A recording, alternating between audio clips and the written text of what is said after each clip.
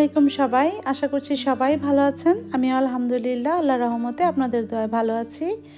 আমি সুরাইয়া বলছি, সুরাইয়াস daily cooking থেকে সবাইকে স্বাগতম।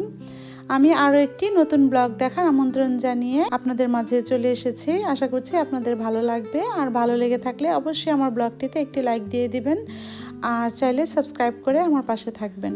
আমি আজকের ব্লগটি বিকেল থেকেই শুরু করেছি। তো হাজব্যান্ড বললো ওর লাচ্চা সেমাই খেতে ইচ্ছে করছে, তাই একটু লাচ্চা সেমাই তৈরি করছি। আসলে সে যে সপ্তাহটা সকালে জব করে, তো সারা বিকাল যখন বাসায় থাকে তখন দুপুরের লাঞ্চ করার পরে অনেক সময় দেখা যায় বিকেলবেলা নাস্তা টাস্তা খেতে চায়। তো অনেক সময় আমি ঝাল কিছু বানাই, আবার অনেক সময় কিছু মিষ্টি জিনিস বানাই। তো আজকে যেহেতু সেমাই খেতে চাচ্ছে, তো সেমাইটা রান্না করে নিচ্ছি। আর এই লাচ্চা সেমাইটা আমার মেয়েরও খুবই পছন্দ, আমারও খুবই পছন্দের একটি সেমাই। খুবই ভালো লাগে আসলে সেমাইটা মাঝে মধ্যে রান্না করলে, শুধু ঈদ বলে না, সব সময়ই ঘরে রাখি। যখন হঠাৎ করে মেহমান আসে বা নিজেদের যখন খেতে ইচ্ছে করে তখন সাথে সাথে বানিয়ে নিই। আর এটা বানাতে খুবই সহজ লাগে, অত ঝামেলা না। তো এখন আমি দুধটা বসিয়ে দিয়েছি। দুধটা জাল হতে হতে আমি আরেকটি কড়াইতে কিছু বাটার দিয়ে দিয়েছি। বাটারের সাথে আমি লাচ্চা সেমাইটা একটু হালকা ভেজে নিব। তো এমনিতেও লাচ্চা সেমাইটা ঘিয়ে ভাজা থাকে, তারপরেও হালকা একটু বাটার দিয়ে বা ঘি দিয়ে ভেজে নিলে ফ্লেভারটা আরও বেশি সুন্দর আসে, আর খেতেও ভালো লাগে।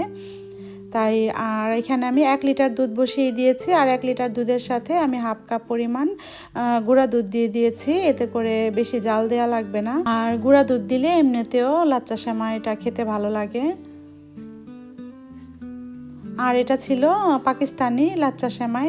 আর এই সেমাইগুলা যেহেতু ঘিয়ে ভাজা, তো কেনার পরে বেশি দিন ঘরে রেখে দিলে একটা তেল কাস্টে গন্ধ হয়ে যায়, তখন খেতেও ভালো লাগে না। তো এই তো আমি সেমাইটা বাটারে আমি ভালো করে ভেজে নিব, একটু লাল লাল করেই ভেজে নিব। আর এদিকটাতে দুধটাও বলক এসে পড়েছে, তো দুধটা আমি কিছুক্ষণ জাল করব।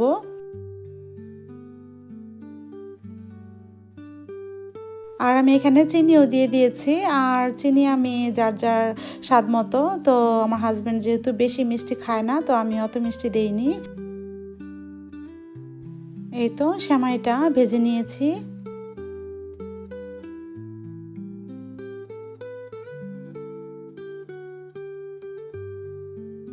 ভেজে নিয়ে আমি একটা বাটিতে ঢেলে দিয়েছি, আর দুধটার চুলাটা বন্ধ করে দিয়েছি। বন্ধ করে আমি যে গরম মশলাগুলো দিয়েছি, গরম মশলাগুলো দারচিনি, এলাচি, তেজপাতা, ওগুলো আমি উঠিয়ে ফেলবো, কারণ খাওয়ার সময় এগুলো মুখে লাগলে ভালো লাগে না।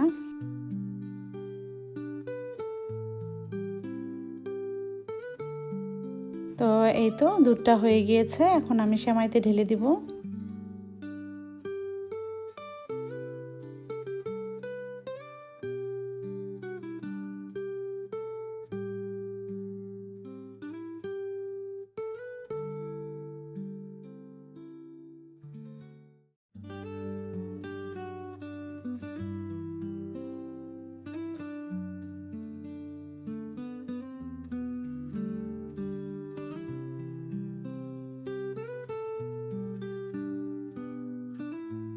আর এখানে 1 প্যাকেট সেমাইতে 1 লিটার দুধই যথেষ্ট। আর যদি কেউ দুধটা আরেকটু বেশি জাল করে খেতে চায়, তাহলে 1.5 লিটার দুধ নিয়ে তারপরে 1 লিটার করে তারপরে সেমাইতে দিলেই হয়ে যাবে। এতে করে সেমাই আর দুধের পরিমাণটা একদম পারফেক্ট থাকে। অনেক সময় দেখা যায় সেমাইয়ের পরিমাণ থেকে দুধটা একটু কম হলে সেমাইটা গাঢ় হয়ে যায়, তখন খেতে ভালো লাগে না, আমার কাছে ভালো লাগে না। আর সেমাইটা যখন একটু ভিজা ভিজা থাকে, দুধটা যখন পরিমাণ মতো একটু বেশি থাকে, তখন সেমাইটা খেতেও ভালো লাগে।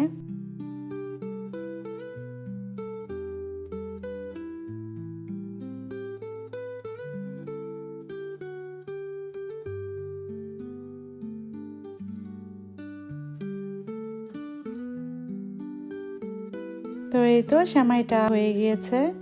আর যেহেতু বিকেলবেলাই সেমাইটা রান্না করেছি, তো হাজব্যান্ডও একটু বাইরে চলে গিয়েছিল, তো বাড়ি থেকে এসে বলছে আমাকে সেমাইটা দাও, আমি একটু খাই, ক্ষুধা লেগেছে।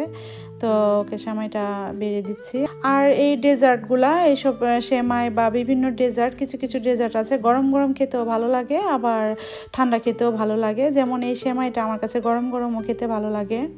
তো এই তো দেখুন, দুধ আর সেমাইটা একদম পারফেক্ট আছে, এরকম করেই খেতে বেশি ভালো লাগে। আর এর চেয়ে বেশি গাঢ় হয়ে গেলে বা দুধটা টেনে নিলে ভালো লাগে না। তো উপরে একটু পেস্তা বাদাম দিয়ে দিয়েছি।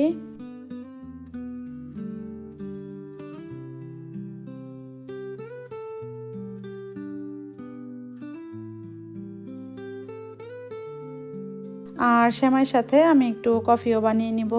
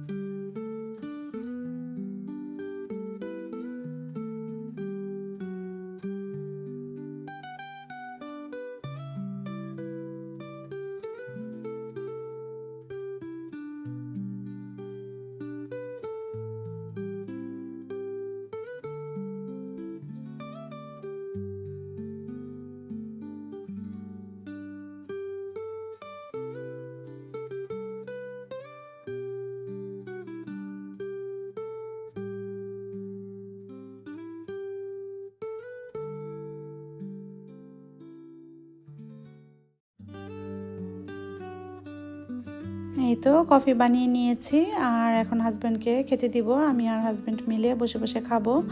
আর আজকে রাত্রে ডিনারের জন্য আমি একটা রেসিপি শেয়ার করব আপনাদের সাথে। আর রেসিপিটি হচ্ছে চিকেন চাপ আর নান রুটি। তো চিকেন চাপটাই আমি আপনাদের সাথে শেয়ার করব, আর নান রুটির রেসিপিটা আমার চ্যানেলেই দেওয়া আছে। তো এই তো বসে বসে সেমাই খাচ্ছিলাম আর একটু গল্প করছিলাম।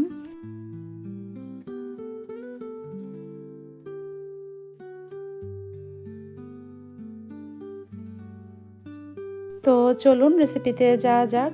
তো এখানে আমি একটি চিকেনের ব্রেস্ট নিয়েছি, আর চিকেনের লেগ পিস থেকে আমি হাড়গুলা ছাড়িয়ে তারপরে আমি এভাবে নিয়েছি।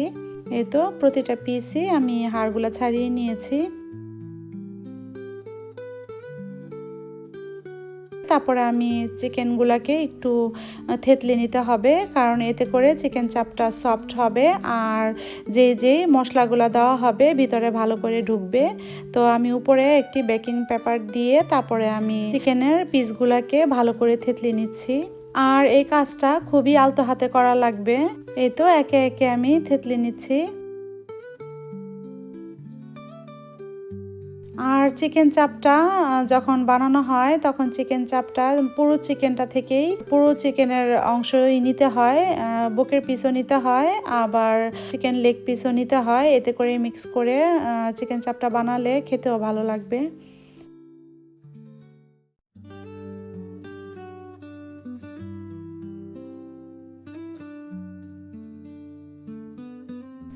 তো এখানে আমি একটা মশলা তৈরি করে নিব। এখানে আমি 1 টেবিল স্পুন পরিমাণ সাদা সর্ষে নিয়েছি, আর এখানে আদা রসুন পেস্ট নিয়েছি 1 টেবিল স্পুন, আর এখানে 1/3 কাপ পরিমাণ পেঁয়াজ নিয়েছি। পেঁয়াজটা যেহেতু আমি ব্লেন্ড করব, এর জন্য আমি কুচি করে কাটিনি, কিউব করে কেটেই আমি দিয়ে দিয়েছি। আর এখানে একটা গ্রিন চিলি দিয়ে দিয়েছি। আপনারা যে যার মতো ঝাল খেতে চান সে সেভাবেই দিবেন। আমি গ্রিন চিলি একটা দিয়েছি, যেহেতু আমার ছেলে মেয়ে অত ঝাল খেতে পারে না। তো এই কয়টা জিনিস উপকরণ দিয়ে আমি ভালো করে পেস্ট বানিয়ে নিব।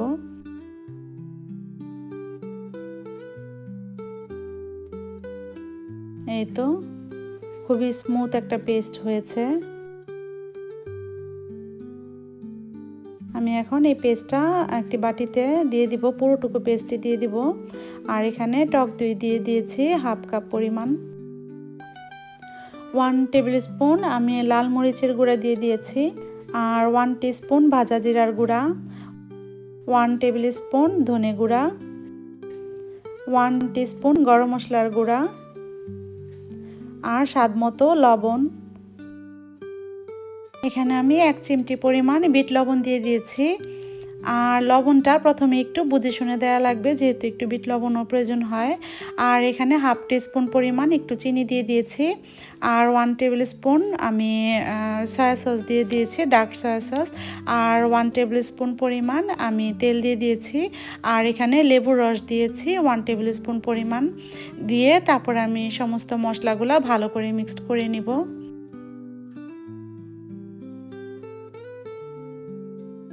আর এখানে আমি 1 চিমটি পরিমাণ অরেঞ্জ ফুড কালার দিয়ে দিয়েছি, যেটা আপনারা অপশনাল, না দিলেও পারেন।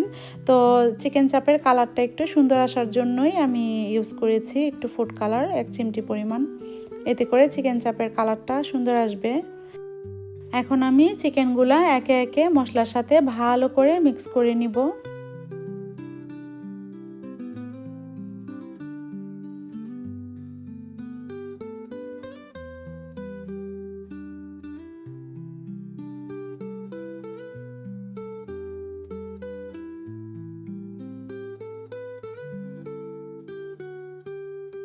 এই তো একে একে সবগুলো চিকেন আমি মশলার সাথে মেখে তারপরে আমি এটা ম্যারিনেট করতে রেখে দিব।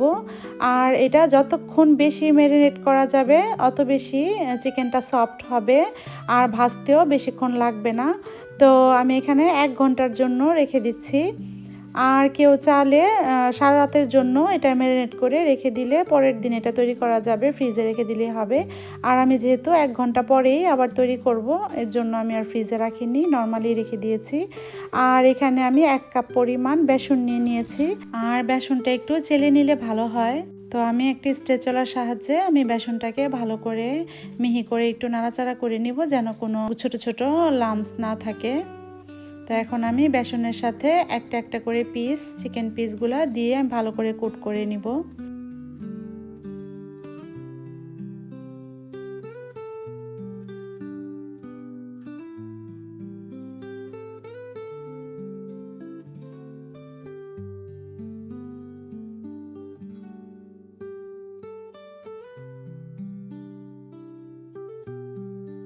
এই তো কোট করে আমি একটা প্লেটে রেখে দিচ্ছি একে একে।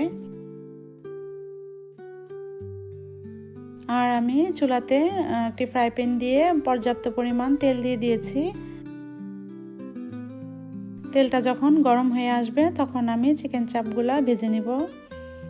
আর চুলার আঁচটা মিডিয়াম আঁচেই রাখতে হবে। আর যেহেতু এটা অনেকক্ষণ ম্যারিনেট করে রাখা হয়েছে, হতে বেশিক্ষণ লাগে না। আর চিকেনগুলা একটু থেতলে নিলেও বেশিক্ষণ লাগে না। আর এটা এইভাবে ভাজতে হবে ভিতর থেকে যেন জুসি ভাবটা থাকে আর সেদ্ধ যেন হয়ে যায় ভালোভাবে। এক পাশ যখন ব্রাউন কালার হয়ে আসবে তখন আবার আরেক পাশ উল্টিয়ে ভেজে নিতে হবে। আর অবশ্যই চুলার আঁচটা খেয়াল রাখতে হবে, মিডিয়াম আঁচে রাখতে হবে। অনেক সময় বেশি ফ্লেমটা বেশি হাই থাকলে উপর দিয়ে লাল হয়ে যায় আর ভেতরটা সেদ্ধ হয় না। আর যদিও এটা অনেকক্ষণ ম্যারিনেট করার কারণে তাড়াতাড়ি হয়ে যায়। তো আমি চুলার আঁচটা মিডিয়াম আঁচেই রেখেছি।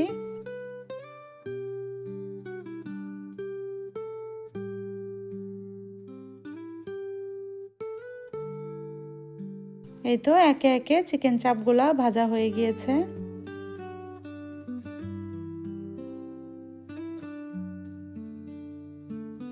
এই তো এখন আমি চিকেন চাপগুলা আমি পিস পিস করে কেটে নিব।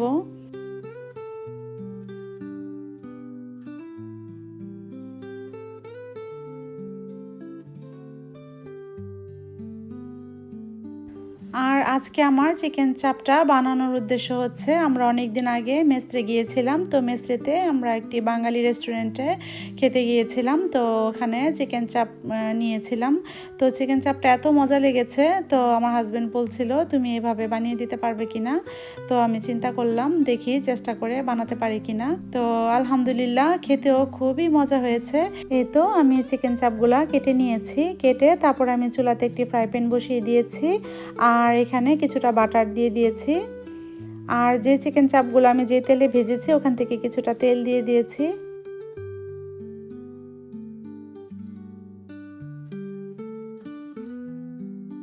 বাটারটা যখন গলে যাবে তখন আমি যে চিকেন চাপগুলা মশলাতে মেখে রেখেছিলাম, ম্যারিনেট করে রেখেছিলাম, ওখান থেকে কিছু মশলা ছিল, তো ওই মশলাটা আমি দিয়ে দিয়েছি। এখন তেলের সাথে মশলাটা ভালো করে কষিয়ে নিব। আর এই মশলাটার কারণেই চিকেন চাপটা খেতে বেশি মজা লাগে। আর এখানে আমি 1 কাপ পরিমাণ পেঁয়াজ নিয়েছি, আর পেঁয়াজটা আমি একটু মোটা মোটা করে কেটে নিয়েছি। আর এখানে 2টা কাঁচামরিচ নিয়ে নিয়েছি। আর কাঁচামরিচটা ইচ্ছে করলে আপনারা বাড়িয়ে কমিয়েও নিতে পারেন, যে যেরকম ঝাল খান সে সেরকম পরিমাণেই দিবেন। এই তো এখানে আমি পেঁয়াজটা বেশি ভাজা ভাজা করব না, পেঁয়াজটা আমি একটু কাঁচা কাঁচাই রাখবো। এখানে আমি 1 টেবিল স্পুন পরিমাণ টমেটো কেচাপ দিয়ে দিয়েছি।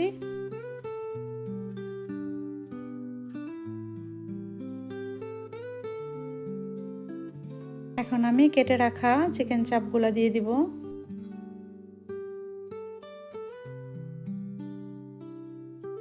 দিয়ে আমি ভালো করে মিক্স করে নিব। আর সেই ক্ষেত্রে চুলার আঁচটা মিডিয়াম আঁচেই রাখতে হবে।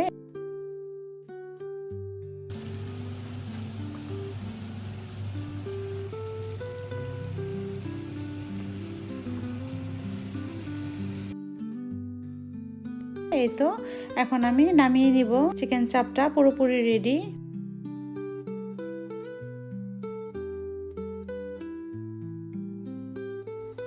তো আশা করছি খুব সহজভাবেই আমি চিকেন চাপের রেসিপিটা আপনাদের সাথে শেয়ার করেছি। আর আমার রেসিপি দেখে যদি কেউ চিকেন চাপটা বানিয়ে থাকেন তাহলে অবশ্যই আমাকে কমেন্ট করে জানাবেন। আর সবাই জানাবেন আমার রেসিপিটি কেমন হয়েছে।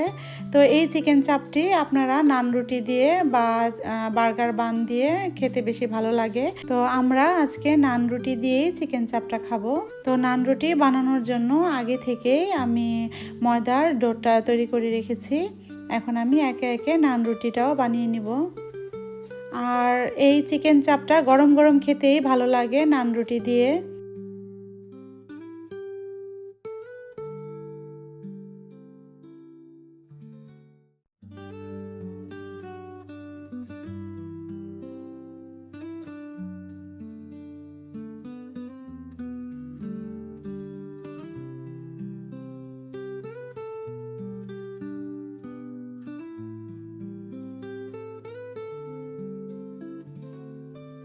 এই তো একে একে নান রুটিগুলো বানিয়ে নিয়েছি। এখন আমি টেবিলে সার্ভ করে দিব।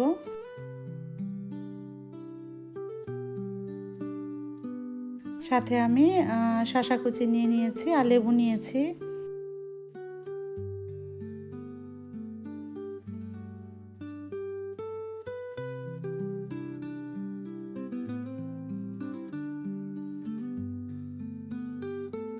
তো সিম্পলভাবেই আমি টেবিলটা ডেকোরেশন করে নিয়েছি।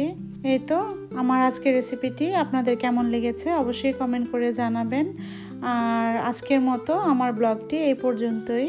তো সবাই ভালো থাকবেন, সুস্থ থাকবেন, হাসি খুশি থাকবেন। Thanks for watching. আল্লাহ হাফেজ। আসসালামু আলাইকুম।